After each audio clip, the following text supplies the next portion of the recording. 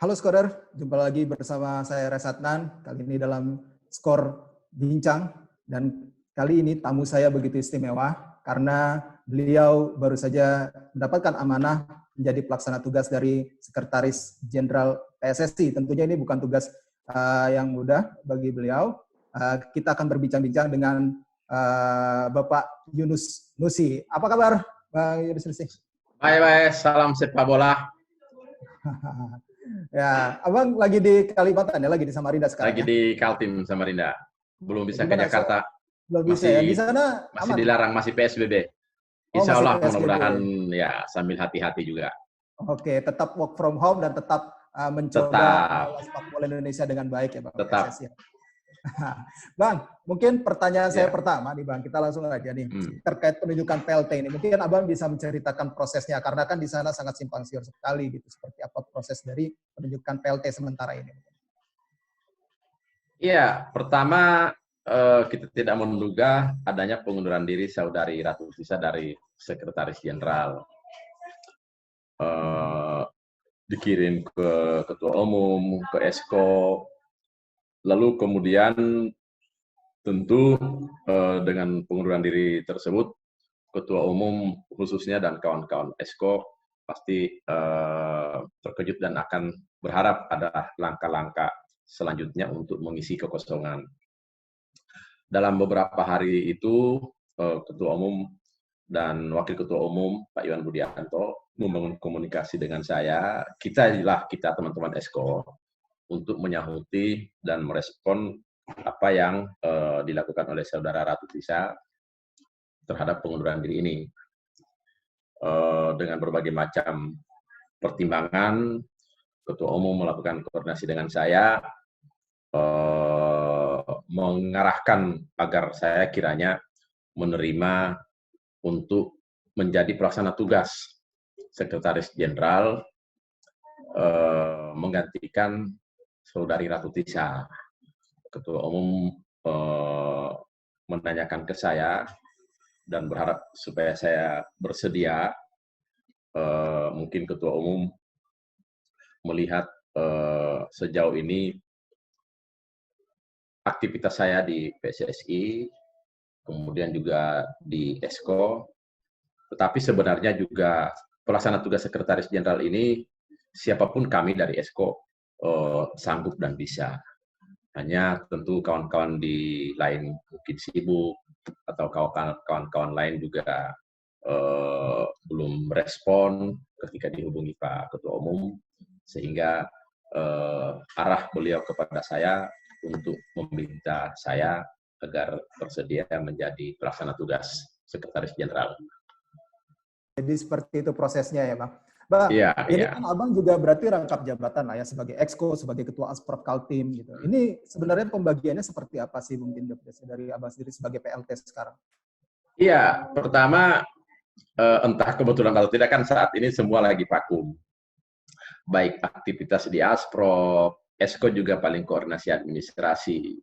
Kemudian juga saat ini di Sekretariat Jenderal, saya sudah mulai sejak tanggal 20, sudah hampir tiap hari, sudah seperti orang kantoran, melakukan koordinasi dengan kesekjenan, beberapa hal yang diminta oleh Ketua Umum dan diarahkan Ketua Umum kepada saya untuk jangka pendek, ini mulai saya lakukan dan praktis mulai hari Senin, Selasa, Rabu, Kamis hari ini, saya seperti ini, virtual, JOM dengan kesekjenan, dengan Ketua Umum, dengan dengan Wakil Ketua Umum, dan dengan beberapa Esko untuk selalu saya lakukan koordinasi. Sehingga dengan keadaan seperti ini juga, sekiranya rangkap jabatan ini tidak begitu berpengaruh terhadap aktivitas saya di semua jabatan, karena tidak ada aktivitas juga yang mengharuskan saya harus sibuk, kan juga tidak sibuk-sibuk banget,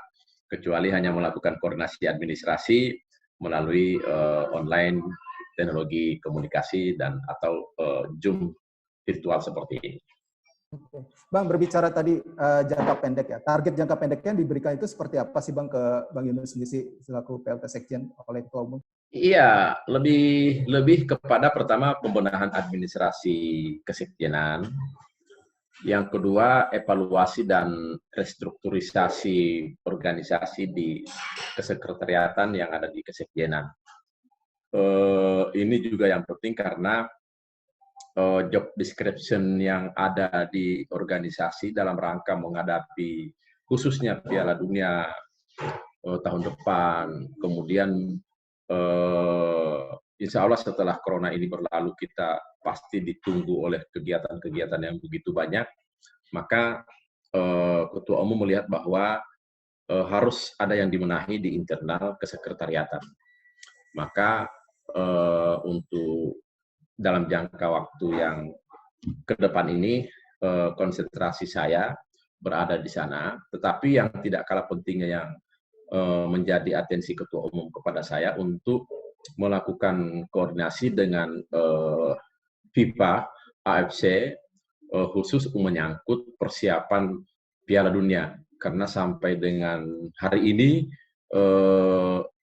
FIFA dan AFC menyampaikan update, baik itu menyangkut COVID-19 Corona, baik itu menyangkut Piala Dunia, termasuk AFC Champion Asia, juga hari ini selalu kita lakukan koordinasi. Dan yang paling penting juga, tetap dalam suasana seperti ini, saya perlahan-lahan membangun komunikasi dengan members PSSI, klub Liga 1, klub Liga 2, kemudian teman-teman Asprop se-Indonesia, asosiasi-asosiasi, dan beberapa organisasi yang berafiliasi dengan federasi atau dengan PSSI. Oke, Bang, kalau boleh tahu, FIFA kan, Abang kan komunikasi dengan FIFA dan AFC. Tanggapan mereka soal situasi yang terkini yang terjadi di PSSI seperti apa, Bang? Apakah ini bisa mempengaruhi juga nggak sih dari mungkin pandangan FIFA terkait kesiapan kita untuk Piala Dunia nanti, Bang? Iya, saya ini sudah melalui 3 kepemimpinan di PSSI. Ketika Pak Johar Arifin memimpin, saya Komite Sepak Bola. Ketika Pak Lanyala memimpin PSSI, saya juga pengurus PSSI di zamannya Pak Lanyala. Di zaman Pak Edi Ramayadi, saya Esko. Nah, ini di zaman Pak M. Iriawan, Pak Muhammad Iriawan, saya juga Esko. Ada 4 ketua umum yang saya lewati. Dan ada 4 ketua umum yang saya lewati, hampir 4 ketua umum ini terjadi pergantian kesekjenan, pergantian sekretaris jenderal, bahkan di zaman-zaman sebelumnya lebih berapa kali lagi. Sehingga saya tahu persis bahwa FIFA AFC itu sama sekali tidak terganggu dengan perubahan-perubahan seperti ini, karena FIFA juga melihat bahwa federasi itu organisasi, bukan perseorangan, sehingga ketika ada kehilangan si A si B, FIFA sama AFC tetap memandang bahwa itu hal yang biasa, yang pasti diharapkan organisasinya tetap jalan. Nah, kemarin kami dengan si Pisakan, perwakilan FIFA di Kuala Lumpur, kita virtual dengan wasekjen saya melakukan komunikasi. Pertama kita memperkenalkan saya sebagai pelaksana tugas jenderal, beliau welcome. Yang kedua, kami minta beliau memberikan dukungan penuh kepada kami untuk melakukan koordinasi, terkhusus menyangkut Piala Dunia 2021. Nah, kesimpulannya bahwa FIFA AFC memandang bahwa federasi itu sebuah organisasi, apalagi di Indonesia mereka sudah pengalaman, sudah sering terjadi turbulensi yang ada di sebelum-sebelumnya. Maka di 3 hari kemarin ketika ada pergantian sekretaris jenderal, saya yang ditunjuk oleh teman-teman Esko sebagai pelaksana tugas, bagi mereka itu tidak terlalu berpengaruh dalam koordinasi, komunikasi, dan persoalan administrasi yang dilakukan federasi terhadap FIFA dan AFC. Kebetulan beberapa pengurus di sana sudah kenal, sudah sering nonton bareng dengan saya di Bangkok, main bola timnas, main di Singapura, di Kuala Lumpur, kemarin juga komunikasi waktu di Manila, sehingga beberapa mereka udah kenal dengan saya. Bang, ini saya pengen konfirmasi nih. Kan banyak beredar di sana mundurnya Ibu Ratu Tisa sendiri kan karena ya mungkin ada konflik internal atau seperti apa. Mungkin Bang Yunus bisa menjelaskan sebenarnya situasinya benar tidak harmonis kah atau seperti apa sih sebenarnya yang terjadi? Hingga akhirnya Ya, ada. saya tidak terlalu tahu persis hal ini karena yang saya tahu hanya pengunduran diri Ratu Tisa selaku Sekretaris Jenderal, dan di dalam suratnya juga tidak ada alasan spesifik yang disampaikan kepada kami tentang hal itu. Yang kami lihat bahwa ada beberapa pernyataan di luar tentang kinerja Saudari Ratu Tisa, kemudian ada ketidaksinkronisasi, tetapi kami tidak sedikit pun membahas tentang aktivitas dan baik tidaknya Saudari Ratu Tisa di Kesekjenan. Esko tidak pernah membahas itu. Dan memang di statuta kita pasal 42 jelas bahwa kewenangan tentang Sekretaris Jenderal itu berada pada Ketua Umum, baik itu pengangkatan maupun pemberhentian. Nah, ketika Saudari Ratu Tisa mengundurkan diri, itu bukan wilayah kami, bukan wilayah saya, yang sekarang saya diminta untuk bersedia menjadi pelaksana tugas, karena ini amanah, dan saya lihat juga Ketua Umum kita begitu semangat, begitu kuat dorongannya untuk melakukan sesuatu di PSSI, saya tidak bisa mengatakan menolak karena mata saya sendiri yang menyaksikan betapa semangatnya, betapa antusiasnya beliau memimpin federasi ini. Bang, mungkin ini Abang juga sebagai jembatan ya untuk nanti adanya sekjen definitif yang dari PSSI. Apakah ya kalau saya sih mungkin kalau misalkan Abang, ya Abang teruslah gitu. Kalau misalnya memang dapat kepercayaan. Nah, apakah sudah ada kriteria yang ditetapkan nanti untuk sekjen baru atau ada memang nanti proses seleksi lagi seperti yang dilakukan oleh zamannya Pak Edi Rahmayadi atau seperti apa nantinya untuk sekjen? Iya. Pertama perlu saya luruskan bahwa statuta itu telah mengatur tentang Sekretaris Jenderal. Pasal 42 sudah jelas kewenangannya ada pada Ketua Umum. Kemudian di pasal 60 dan 61 juga sudah jelas tentang kriteria dan seleksinya. Nah, itu pun berada pada Ketua Umum. Nanti akan disampaikan kepada Esko untuk diputuskan. Saya sebagai pelaksana tugas tidak memiliki kewenangan untuk menentukan baik tata caranya maupun tahapannya seperti apa. Kecuali ada arahan Ketua Umum melalui hasil keputusan rapat Esko, maka saya hanya memiliki kewenangan untuk menyusun administrasinya. Saya tidak mengatakan bahwa seperti apa seperti ini, hanya misalnya saja keputusan Ketua Umum dan Esko mengatakan bahwa harus ada schedule seperti ini, sayalah yang membuatkan schedule-nya. Kalau untuk kebijakan menetapkan seperti apa tata caranya dan seperti apa seleksinya, itu kewenangan Ketua Umum dan melalui keputusan Esko. Sudah ada calon-calonkah Bang? Mungkin bisa dibocorkan gitu. Mungkin yang saya juga belum tahu. Saya baru 3 hari memimpin pelaksana tugas Sekretaris Jenderal. Kalau calon itu kan urusan di luar. Saya juga belum tahu persis seperti apa prosesnya. Paling lambat kapan Bang ada definitif? Mungkin bisa dikasih tahu. Belum ada. Ketika saya minta arahan Ketua Umum tugas-tugas yang penting untuk jangka pendek, termasuk prosesi pemilihan sekjen definitif, Ketua Umum masih memberikan 2 arahan yang tadi saya sebutkan. Dan karena juga saat ini masih pandemi COVID-19 lagi juga sulit untuk dikendalikan, kita masih fokus, saya diberikan tugas fokus ke 2 tadi untuk internal, kemudian fokus komunikasi dengan pipa AFC. Itu dulu. Setelah ini rampung, kapan selesai bencana corona kita, itu saya belum tahu, dan tetap saya menunggu keputusan Ketua Umum dan teman-teman Esko, kapan saya hanya sebagai pelaksana untuk menyelesaikan prosesi itu. Bang, sebagai anggota Esko dan juga PLT Sekjen, sebenarnya sudah ada plan nggak sih dari PSSI terkait kompetisi ini? Gitu. Opsi-opsinya seperti apa sih yang akan diambil jika memang 29 Mei ini tidak selesai masa darurat? Apakah memang benar turnamen atau seperti Thailand, musimnya jadi seperti di Eropa gitu, Bang, 2020 dan 2021?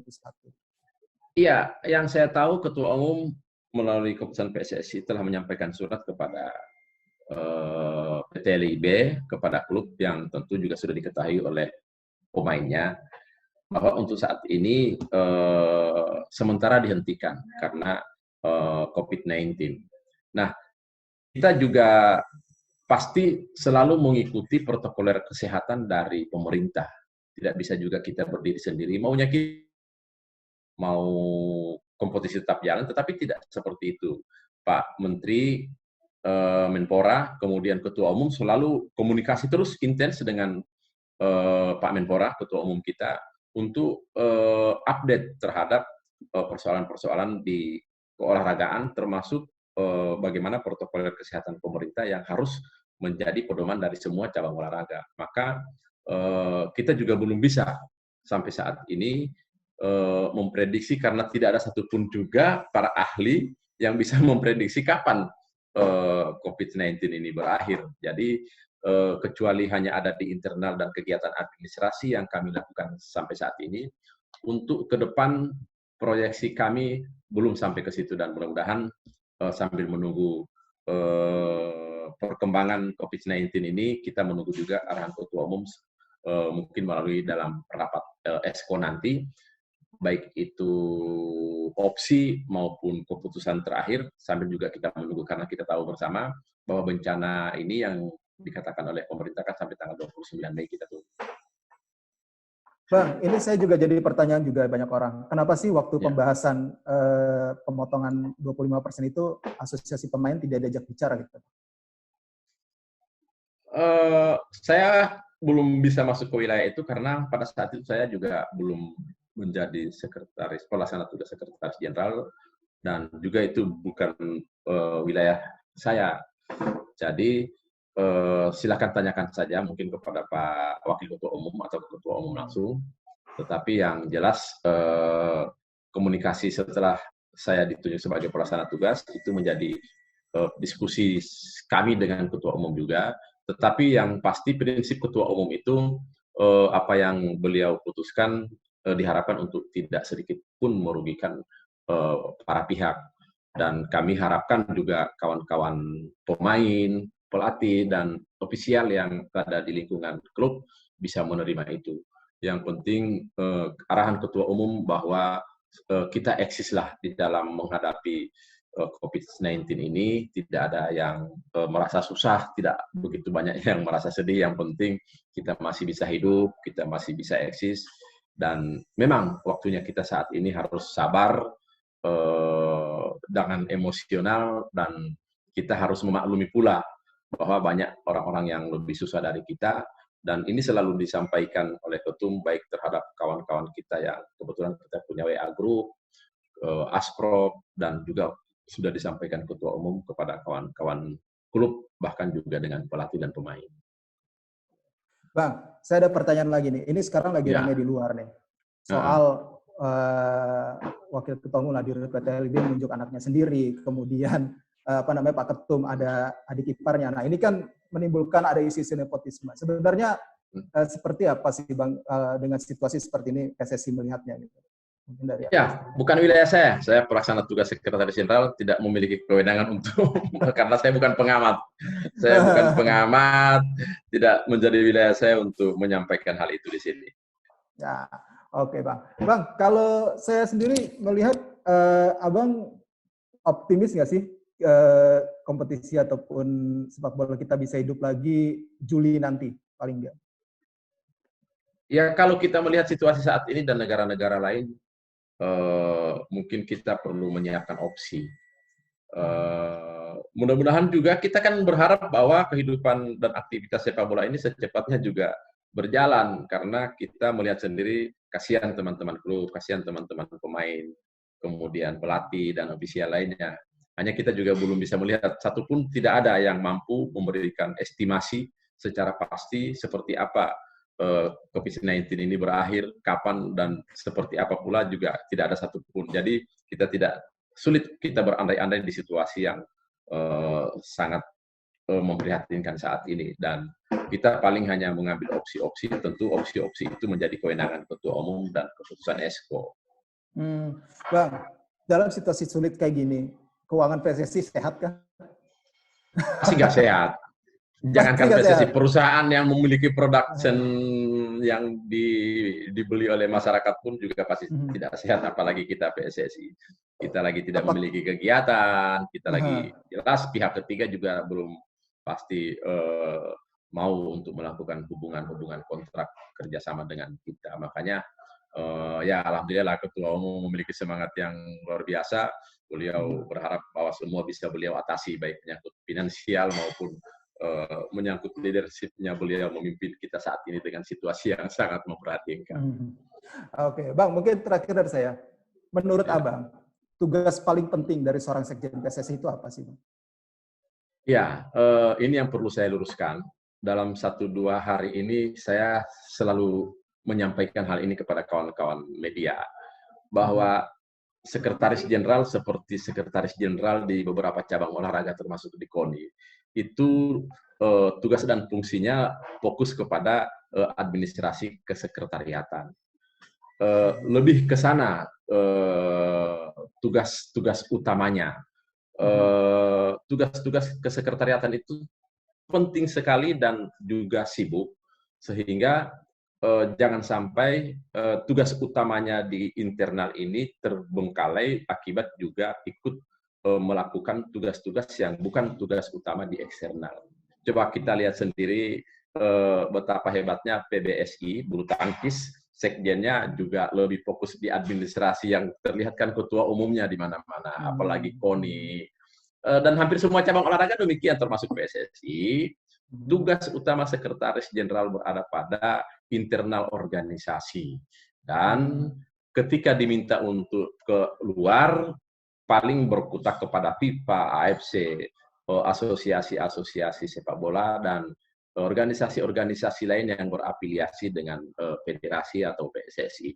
Selain itu untuk eksternal, baik itu mau ke kementerian, mau ke TNI, Polri, apalagi mau ke presiden, itu kewenangan ketua umum dan Esko. Sekretaris jenderal hanya mendampingi, melakukan pendampingan kepada ketua umum, wakil ketua umum, dan Esko untuk mencatat apa-apa yang dibutuhkan secara teknis dan administrasi. Saya ingin meluruskan hal ini supaya kawan-kawan pencinta sepak bola tidak salah kaprah terhadap tugas dan fungsi seorang sekretaris jenderal. Berada kepada persoalan administrasi dan teknis. Kalau saya menyampaikan kasarnya, sekretaris jenderal itu melayani kepentingan kebutuhan memfasilitasi mediasi, satu, teman-teman ketua umum, wakil ketua umum, dan Esko. Yang kedua, memfasilitasi apa yang diinginkan satu oleh teman-teman members, dalam hal ini pemilik klub, kemudian asprop, kemudian asosiasi. Yang ketiga, secara teknis melakukan persiapan dan fasilitasi terhadap pemain-pemain timnas, termasuk juga pelatih-pelatih timnas, berada pada tataran-tataran itu. Tinggal saya mengkoordinir di PSSI atau di staf sekretariat, banyak karyawannya, banyak stafnya, inilah yang akan fokus kita koordinasi sehingga pelayanan-pelayanan terhadap apa yang saya sampaikan tadi itu berjalan secara efektif. Untuk urusan eksternal sudah ada orangnya, sudah ada beliau-beliau, ketua umum, wakil ketua, dan PESCO, sehingga saya dan tugas utama sekretaris jenderal fokus kepada urusan administrasi dan teknis kesekretariatan di sekretariat jenderal. Dengan kata lain, apakah sekjen yang kemarin overlap nggak sih, Bang? Saya belum tahu karena keadaan mungkin atau seperti apa, itu masa lalu. Saya ke depan memperbaiki ini karena organisasi di PSSI sebenarnya demikian tugas-tugas kesekjenan itu. Jadi mau ketemu menteri, mau ketemu TNI, Polri, mau ketemu BUMN, mau ketemu bupati, wali kota, gubernur, rangka persiapan Piala Dunia, itu menjadi wilayahnya ketua umum, wakil ketua umum, dan Esko. Sekretaris Jenderal beserta staf saya hanya mendampingi secara administratif apa-apa yang dibutuhkan dari pertemuan demi pertemuan, kami hanya menyiapkan dalam tataran administrasi tadi. Kecuali dengan FIFA, AFC, ada arahan dan ada persetujuan ketua umum, kami akan melakukan itu langsung. Saya sekretaris jenderal dan wakil sekretaris jenderal itu nggak ada masalah karena memang FIFA, AFC bagian dari internal federasi, sehingga sekretaris jenderal sewaktu-waktu untuk melakukan komunikasi dengan FIFA AFC itu hal yang biasa yang harus dilakukan oleh pelaksana tugas sekretaris jenderal. Terima kasih banyak Pak Yunus Nusti atas waktunya. Sama-sama. Benar-benar luar biasa banget. Mudah-mudahan ini bisa mencerahkan seluruh pecinta sepak bola Indonesia ya. Iya, benar. Salam sepak bola, salam untuk keluarga, jaga kesehatan. Iya, betul sekali. Sama-sama Bang, sehat selalu dan semoga dimudahkan tugasnya di PSSI. Ya, salam untuk semua. Ya, sama-sama, selamat malam. Selamat malam Bang, terima kasih. Ya itu tadi sekarang perbincangan kita dengan PLT Sekjen sekaligus anggota Esko PSSI, Bapak Yunus Nusi. Demikian skor bincang pada edisi kali ini. Kita akan berjumpa lagi dalam skor bincang lainnya dengan narasumber-narasumber yang tentunya tidak kalah hebat lainnya. Terima kasih sekali lagi dari saya Reza Adnan, mewakili seluruh tim yang bertugas mengucapkan terima kasih. Sampai jumpa lagi.